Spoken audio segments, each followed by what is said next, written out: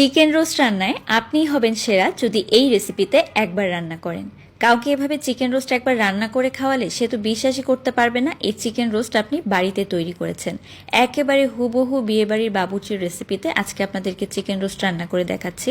প্রথমে এখানে তেলের মধ্যে দারুচিনি, এলাচ আর তেজপাতা দিয়ে দিলাম। এখন এখানে 2টা চিকেন নিয়েছি। একটা চিকেনকে আমি 4 ভাগ করে নিয়েছি। এভাবে আমি 2টা চিকেন দিয়ে তারপর এখানে স্বাদ মতো লবণ দিয়ে দিলাম, মানে চিকেনটা ভাজার জন্য যতটুকু লবণ প্রয়োজন 1 চামচের মতো দিয়েছি। চিকেনটাকে কিন্তু ভালো করে ভেজে নিতে হবে, মোটামুটি যতক্ষণ না পর্যন্ত একটু সোনালি হয়ে আসে। তো তারপর এখানে পেঁয়াজের বেরেস্তা দিয়ে দিচ্ছি, আর পেঁয়াজ বেরেস্তা দেওয়ার পরে আরও কিছুক্ষণ একটু ভেজে নিয়ে এটাকে নামিয়ে রাখছি। তো এরপর এই মশলাটা রেডি করে নিচ্ছি 2টা চিকেন রোস্টের জন্য। এখানে আমি মশলা নিয়ে নিলাম প্রায় 2 টেবিল চামচের মতো আদা বাটা, 2 টেবিল চামচের মতো রসুন বাটা দিয়ে দিব। তার সাথে এখানে 1 কাপের মতো দিয়ে দিচ্ছি টক দই, অবশ্যই ফ্যাটানো টক দই ব্যবহার করবেন, পানি ছাড়া। 1 টেবিল চামচ পরিমাণে পোস্ত দানা একটু পানি দিয়ে বেটে রেখেছিলাম, সেটা দিয়ে দিলাম। 1 চামচের মতো সাদা গোলমরিচের গুঁড়া, 1/2 চামচ জয়ত্রী গুঁড়া, আর তার সাথে 5টার মতো আলু বোখরা দিয়ে দিচ্ছি। এখন দিয়ে দিব এখানে খুব সামান্য পরিমাণে একটু টেস্টিং সল্ট, এটা অপশনাল, আপনার চাইলে না দিলেও হবে। স্বাদ মতো একটু লবণ দিয়ে দিচ্ছি। দারুচিনির গুঁড়া দিয়ে দিলাম 1/2 চামচেরও কম। আর এখন দিয়ে দিব টমেটো সস এখানে ব্যবহার করেছি 1/2 কাপের মতো। এখন এই মশলাটাকে খুব সুন্দরভাবে কিন্তু মিশিয়ে দিতে হবে।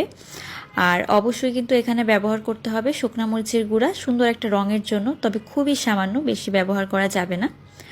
তো এখন এই মশলাটাকে ভালোভাবে মিশিয়ে নিতে হবে। তারপর ওই যে ভেজে রেখেছিলাম চিকেনটা, তার মধ্যে আমি দিয়ে দিলাম মশলাটা। তো চুলার জালটা অন করে দিয়েছে এখন।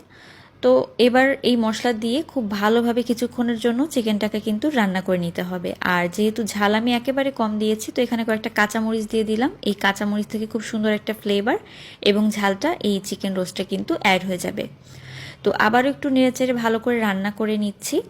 আর এই পর্যায়ে একটা মশলা দেখিয়ে দিচ্ছি, মশলা বলতে বাদাম। এখানে 3 ধরনের বাদাম আছে, কাজু বাদাম, কাঠবাদাম এবং তার সাথে পেস্তা বাদাম। এটাকে একটু হালকা পানি দিয়ে কিন্তু ব্লেন্ড করে নিতে হবে। তো এখানে 1 কাপের মতো দুধ দিয়ে দিচ্ছি আমি। 2 টেবিল চামচ গুঁড়া দুধ একটু গরম পানি দিয়ে গুলিয়ে রেখেছিলাম, তারপর সেটাই দিয়ে দিচ্ছি। এই দুধটা দিয়ে কিন্তু চিকেনটা ভালো করে সেদ্ধ হয়ে যাবে। তো এখন চুলার জালটা মিডিয়াম লোতে রেখে চিকেনটাকে কিন্তু সেদ্ধ করে নিতে হবে ভালো করে। আর চিকেন ভালোভাবে সেদ্ধ হয়ে গেলেই কিন্তু রোস্টটা খেতে ভালো লাগবে। তো বাদামের যে পেস্টটা করে রেখেছিলাম সেটা দিয়ে দিলাম। তো এটা কিন্তু একেবারে লাস্টে দিবেন।